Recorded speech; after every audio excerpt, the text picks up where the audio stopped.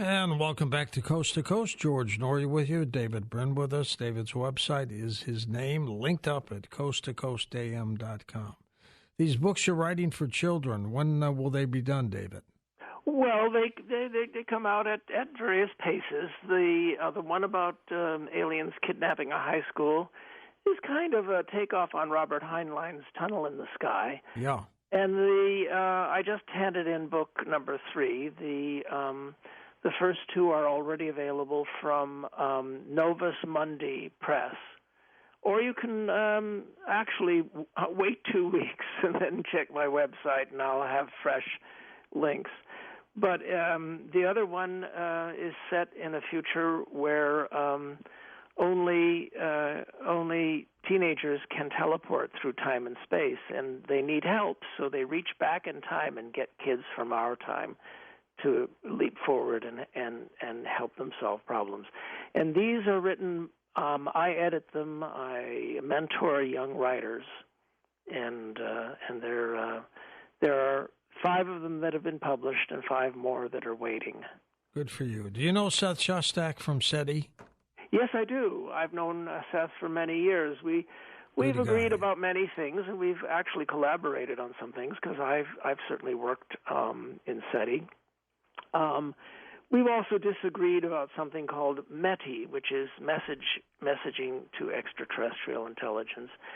It's an endeavor that some zealous people have tried to do from time to time because they're not happy with the rate that things are going. Of course, I do a form of METI whenever I'm on these shows and tell the aliens who are listening in to get in touch with me. I used to give a phone number or the phone number of the Jet Propulsion Lab. There's a website called Invitation to METI that I helped make in 1999 that's still up, that talks to any aliens that might be trolling our internet. And, of course, if they want to pretend to be human, well, they can send me fan mail, but only after they've read a couple books. The late Stephen Hawking said, be very careful about letting ETs know where we are. Do you agree with that? Well, yeah, that's why I oppose this METI thing. It's not that I think that they're about to come down and eat us just because we say yoo-hoo, but it is against the law to try to do diplomacy with potentially hostile outside powers, foreign powers, without involving the United States State Department. And there are similar laws for other advanced nations that have these radio telescopes. Besides which, it's just rude to try to speak for humanity without getting us all involved in the conversation about what we ought to be saying. So I disagree with Seth about that, and I'm also, your listeners aren't going to like this, but I'm also, I believe that the whole UFO thing isn't being very well thought out. There's 2 different categories. One is whether or not there was ever a crashed ship, and that's a lot of the mythology. And the other is, what are these tic-tac UAP phenomena that the Navy pilots have been catching? And they're 2 entirely separate things. One is highly untenable, and the other is very interesting. What do you think they are? Well, if you're talking about the tic-tacs and all of that, well, as Carl Sagan said, extraordinary hypotheses require extraordinary evidence. And whereas this guy Mick West has debunked about 2/3 of the tic-tac sightings, showing that they are optical phenomena, there's about 1/3 that are left that are very interesting. And so I have an online posting that describes how we could go about figuring out what they are. And what they are to the eye is glowing phenomena in the atmosphere. Now, these could be caused by little silver guys in spaceships that are violating every known law of physics. A lot of people think that. And I'm open-minded. Look, I'm a sci-fi author. But if you gave me a couple $1 million in 3 months, I could make dots move around in the atmosphere just using some high-powered lasers. And so the question is, might these be cat lasers? Might they be messing with the pilots and messing with us just by making dots move around? And if you want to see the people who would be doing it, don't look up. Look at the ships nearby and see if the U.S. Navy is making these dots move around, like you would do with a laser pointer, messing with the head of your cat. Well, these look more than dots, though, David. These look like they have some structure to it. Well, they may. The ones I've seen don't really have. I mean, look at it this way. And mind you, I'm playing devil's advocate here. I have an open mind. Some people say it's so open it leaks. I'm a science fiction author, and I'm an astronomer, and I'm an engineer, and I'm willing to parse all sorts of ideas because we're members of a civilization that is braver than other civilizations and knows a lot more. So the main thing is that I'd like to see is scientific spectra of these dots to see if light is passing through them from the ocean on the other side. Now that would tell us whether it's a solid object or it's just a glowing translucent dot that's darting around. But here's the real fundamental question, and that is, back in the 50s, the images of UFOs were vastly more clear than they are now. I've done a back-of-the-envelope calculation. There are more than 10 million times as many active cameras on the surface of the Earth today as there were in the 50s and 60s. I'm not talking 10 million more. I'm saying 10 million times as many active cameras on the surface of the Earth today as there were then.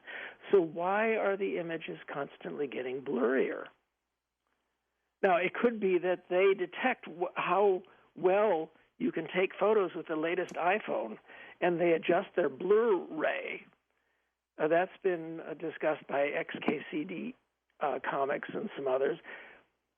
But we're starting to get it on a little bit dicey territory here, and all I'm asking of folks is to weigh what seems to be more probable first before you get to the less probable.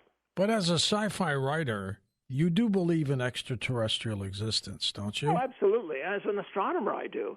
Some of the most amazing things ever have been accomplished by the people of the taxpayers of the United States of America in recent years, and yet we're allowing political movements to destroy our confidence. The James Webb Space Telescope is doubling the distance and 10 times the sharpness of what we can explore. We have rovers, robots on Mars, where we just returned samples from asteroids. We've discovered that the moon Europa isn't the only moon that has an ocean under the ice. There are 12 more. And that means that it's likely every twinkle in the sky probably has icy moons like that have oceans and possibly life. So the marvel of a civilization like ours, you could call it the Enlightenment, you could call it the West, you could call it the United States of America, which is the leader in all of this. The marvel that we are is so wonderful. It's such an exciting time. We should have confidence because we're so competent to do all these things. And yet both political factions seem to be waging war on the reputation of science. Why? What? How?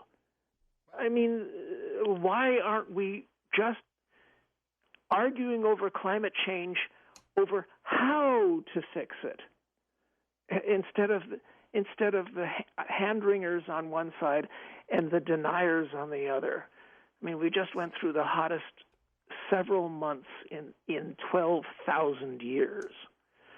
Let's just get on with rolling up our sleeves and doing what we can do. Let's go to the phones. Mike in Denver, get us started, Michael. Go ahead. George, great to be with you. How's everything? Great. Good. And David Brin, first of all, I want to say thank you for this compelling interview tonight, and also thank you for, writing books kind of geared toward younger people. I'm also a younger person, so it's something I can really appreciate. Thank you. And then I just had a very quick comment and question. So, David, I know you've done a lot of work with the Arthur C. Clarke Center for Human Imagination, and I know that Arthur C. Clarke really put a lot of emphasis on channeling imagination and kind of cultivating that into his work, and also kind of removing the limits of imagination. The question I wanted to ask you, can you talk about how you kind of incorporate your own personal imagination into your books, and also kind of any advice you'd have on how people can kind of, bring that out in their own lives? Well, I give a fair number of interviews, and I have to tell you, what's your name again? Michael. Michael. I have to tell you, Michael, that was the most cogently expressed and fascinating question I have been asked in a very long time. You're a hope for the future. The imagination is one of our great gifts. So is, in my opinion, God's greatest gift, second only to love, and that is curiosity. And one of our problems is that we have curses like sanctimony and self-righteous indignation. These are drug highs. Heroin only imitates the drug high that probably most of your listeners, I know I am, are addicts to the great pleasure of feeling sanctimonious and self-righteous, and the people we oppose aren't just wrong, they're our enemies. Well, this is going to kill America if we do that. But if we harness imagination I would recommend reading good science fiction, but movie science fiction is not a bad second choice because at least it spreads what we can think of. But Einstein called imagination almost as important as hard thought. He did what was called in German the Gedanken experiment, or thought experiment. And we have above our eyes these little nubs that are the only organ we have that animals don't have. Probably God's greatest gift. These are the little bumps above our eyes called the prefrontal lobes. And it's what they may have been referring to in the Bible when they say that Moses had lamps on his brow, because these are the organs we use to say, what if? What if I were that person? And so it leads to empathy. What if I were to do this at the meeting tomorrow, or wear these clothes tomorrow, or try to run this yellow light? And that is the organ that is the root of imagination. The thing is that we have to nurse imagination. We have to develop it, and there are ways to do that, but also the tools of checking our imagination, not letting people or news channels or whatever talk us into taking for granted that what they are saying is right.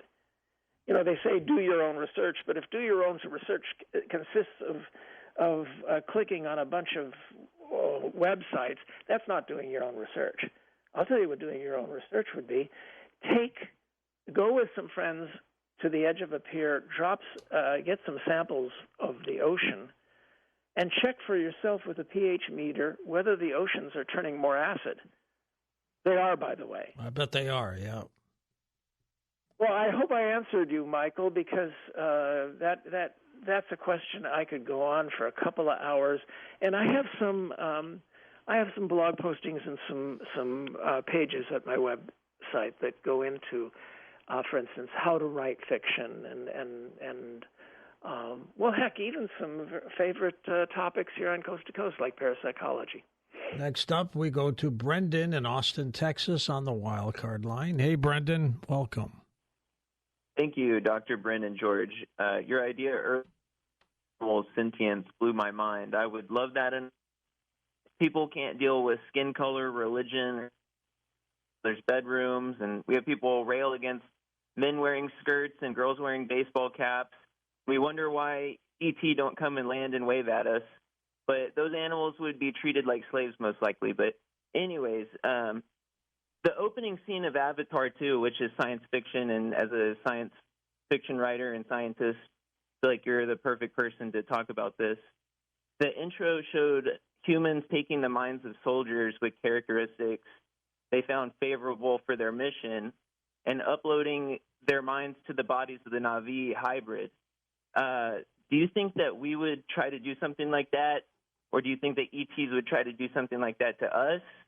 What are the chances of us finding out something like that is true to some capacity?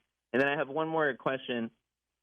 In Star Trek, they showed the mobile phone before it ever was created, and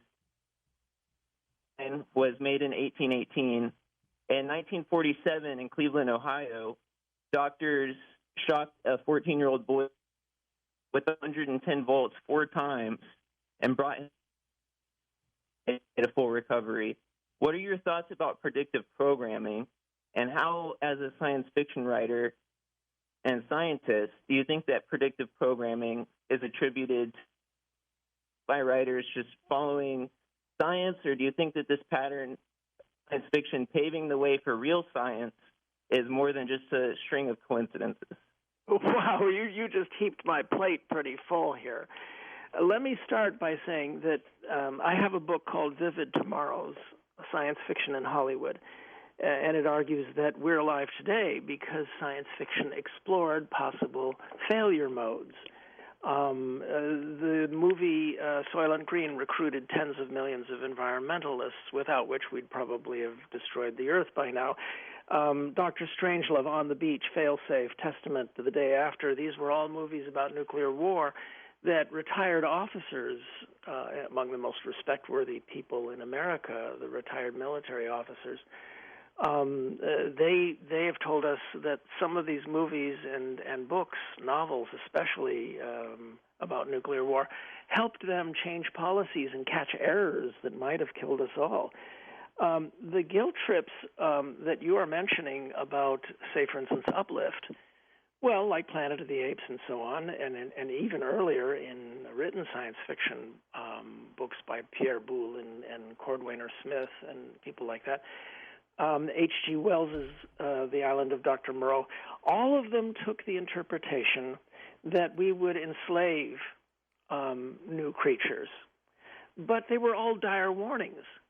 What too few people do these days is notice where they got their values. You got some of your values worrying about how we might abuse these new creatures from those stories. In other words, you were trained to question, what are the main themes in Hollywood movies? Number one is suspicion of authority. There's always an authority figure to fight. Tolerance of the different and diversity and eccentricity. These are all pushed by almost every film that we grew up with. Hollywood is the most unusual propaganda campaign the world has ever seen. David, hold that thought. I'll let you wrap that up when we come back and take final calls. And welcome back. David Brin with us. George Norrie back with you. David's website linked up at coasttocoastam.com. And folks, can we get your older books, David? Oh, yeah. Well, they're around. The Postman, that's the one Kevin Costner filmed, and the Uplift books, and there's a variety of them. I want to thank you, George, for playing Weemaway. American males, for some reason, American males of our generation just loved that song. It's a classic, isn't it? Oh, yeah. For some reason, I never figured out why.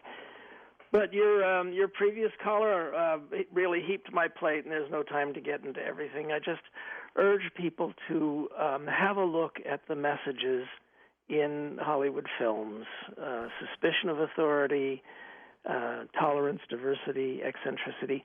These are all values that we express whether we're on the left or the right. We need to look in the mirror and say, you didn't invent these values. You got them from a heck of a lot of movies. It looks like the writer's strike is over, so maybe we can get more movies out of your books, huh? That from your mouth. Actually, I'm getting nibbles again. They come every year, and sometimes sometimes, they buy something. Let's go to Tom in Green Bay, Wisconsin. Welcome to the program. Hey, Thomas, go ahead. Yes, well, George, thank you for taking my call. Long-time listener. I go back to the ages of Art Bell, believe it or not. Thank you, sir. I got through to talk to somebody. I got a comment for David here, and I'll probably just make the comment and get his answer off the air. But anywho, back in the 40s, we had a lot of hydrogen and atomic bomb activity in Nevada and in New Mexico and everything. And then, believe it or not, to end World War II, we had something called Nagasaki and Hiroshima. And believe it or not, George, this is my theory, that those two particular bombs were probably strong enough, and of course there was a lot of atomic fallout that killed many, many people, unfortunately.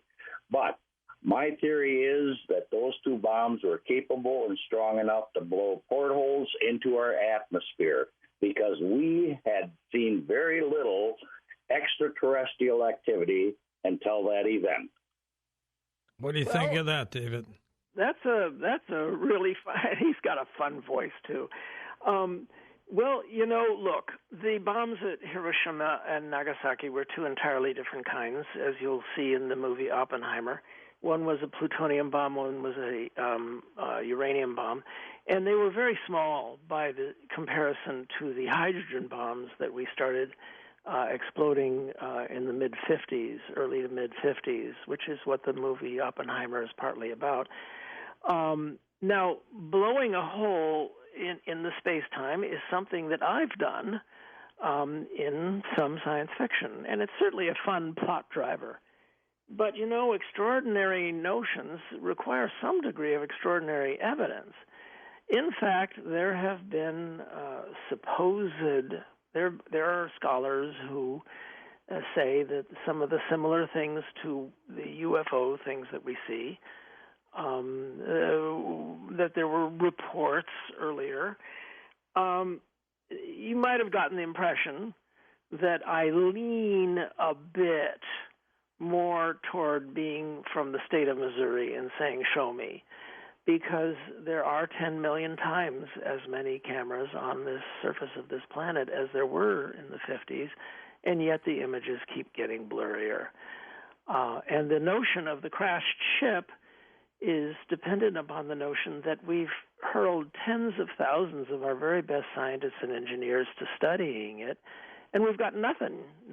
And we're talking 80 years, tens of thousands of our smartest people. I would have a tendency to think that we'd know more than we do by now, especially since I've never heard any reasonable explanation for why to keep these things so incredibly secret. But that's just me blabbing away here. All I can say to your caller is that I'm perfectly willing to talk about in stories portals, dimensions, all those things. I mean, heck, that's where the ideas came from science fiction. But I'm also a physicist, and so I have to say that there are more likely explanations for the things that we've been seeing. It's Mayat's turn in New York. Hello, Mayat. Yes, good morning, gentlemen. What an excellent program and guest. I have a three-parter, David, and I'll listen over the air. First of all, for the bibliophiles who love speculative fiction, I need you to clarify the author of the Ministry of the Future and the two other authors you reference, and what books we would start with those two. The second you have great callers. I'll open that one quickly. The name of the author is Kim Stanley Robinson, Ministry of the Future. Very realistic and grown-up science fiction. I highly recommend the works of Nancy Kress, Kress, and Sheila Finch. These are... and what was the last one? Sheila Finch, like the bird. Okay. They are authors who write about linguistics and about what kinds of languages aliens might use, or if we tried to uplift, say, squid or octopuses who are very smart. Now, let me get off my last two questions, and it's easier to hear you. I got that information, but I'd like to hear your answer over the air. The second part is George a few months ago had on Bill Frisell, who did a nonfiction book called The Coming of the Ascension Wave. I'd like to know if you read it and if you have any thoughts. And lastly, I want to say that I love your thesis around feudalism and patriarchy, essentially. But it seems that presently, it seems that a significant part of the population has given up on, say, politics, the messiness of so-called democracy, running the republic, and they're looking for a strong man, actually a type of feudalism, dominance of a minority force, violence, war against the other, as it were, and fascism. And we're seeing signs with banning books, banning authors that happen in parallel Nazi Germany, including all the violence and mass shootings. So if you have my last two questions, I'll be looking forward to connecting with your work. I'll listen over the air. Thank you. What was the second one again? I got the feudalism. Yes. The second one was, we seem to be writing our own dystopian novel, as it were, in terms of what's happening in the country right now. Yeah, I'll try to answer both. Very, very cogent and very well expressed. Thank you very much for your questions and your deep concern. I repeat that 99% of our ancestors lived under feudalism, and it's actually understandable because male animals try to dominate mating. You see this with lions, you see it with sea lions, you see it with ostriches, and when we wound up getting agriculture and tools and swords, male humans started doing the same thing. But we had to outgrow it eventually, because what history tells us across 6,000 years is that feudalism is an extremely stupid form of government, because the kings and the lords refused to let anybody criticize them, and criticism is the only known antidote to error. We humans hate to be criticized, but boy, do we love to dish it out. But the give and take of criticism is what we started developing with Adam Smith and the American founders and the new Enlightenment method. But it only works when power can't accumulate too much. Look, I'm no socialist. I'm no commie. But there's just been the last 30 years too much accumulation of wealth and power that makes some people in our society feel that they are like gods. And they're trying to reestablish feudalism. And they're using Nazi methods to some degree. But there are some people on the other side who are having similar thoughts. So I hope that answered both of your questions. And I wish you luck, because Americans have got to learn how to argue with each other again. Let's move on to east of the Rockies. Kathy's with us in San Antonio, Texas. Hi, Kathy. Hi there. I don't know if we have enough time for my question, but it goes back to the original intro. You mentioned that you had a lot of negative things happening to you, that there was some type of negative entity or force you felt. No. That was another of George's guests. Oh, then I am so sorry. I'm very confused. I'll let you get on to the next caller. No, you're great. You're fabulous. And I had a lot of negative things when I was a child, and I felt that I was raised by wolves. But the fact is that people rise above. My children's generation is more soulful, more caring, and smarter than my generation. But I have to tell you this. I think they're a little bit obsessed with fragility. Some of this woke stuff is it's pushing us in the right direction toward being more tolerant toward each other, but it's backed by a notion that people are fragile, and I'd rather think that people can rise up. That fellow rose up his method, I rose up my method. I urge people to help each other to rise up out of anything miserable. Let's go to first-time caller Joe, truck driving in Missouri. Welcome, Joseph. Go ahead. Hi there. I'll just make it real quick. I'll piggyback off of my aunt's comment. We all agree hereditary feudalism had a lot of problems. And you also mentioned movies. And have you seen, the movie Idiocracy, a lot of people have seen. Our national IQ is declining. And then the book Dune of Frank Herbert, basically, I'm wondering if you think that we have the ideal system that would get us into a long-range, long-term interstellar civilization, or if we could make some tweaks. Like our current system, it is kind of idiocracy, playing to the lowest common denominator. Maybe we could have, in order to politically participate, you have to complete honorable service in Peace Corps or military and have, so you've got skin in the game, and then maybe you have children so that you have a stake in the future. Well, that's the last two that you're talking about were ideas that were not so much promoted but explored by Robert Heinlein, for instance, in Starship Troopers and Beyond This Horizon. I loved both Frank Herbert's. I knew Frank. Dune and the movies that are made from it. They are certainly magnificent. But Frank was a little bit upset that people were getting the wrong notion. I know George R.R. Martin, and he feels the same way. He said, how horrible do I have to make feudalism seem for people to get it? Because the whole Game of Thrones thing and Dune, these were all pounding the drum against feudalism, and yet so many of the people who watch the series or read those books feel a romantic tendency to want to be in that kind of situation, like in Lord of the Rings.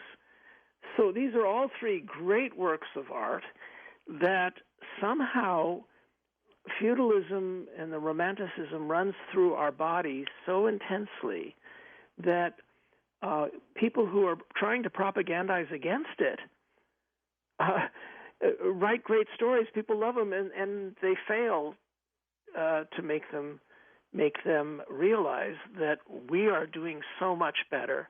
Now, I loved Idiocracy, but I have to disagree with you about your premise.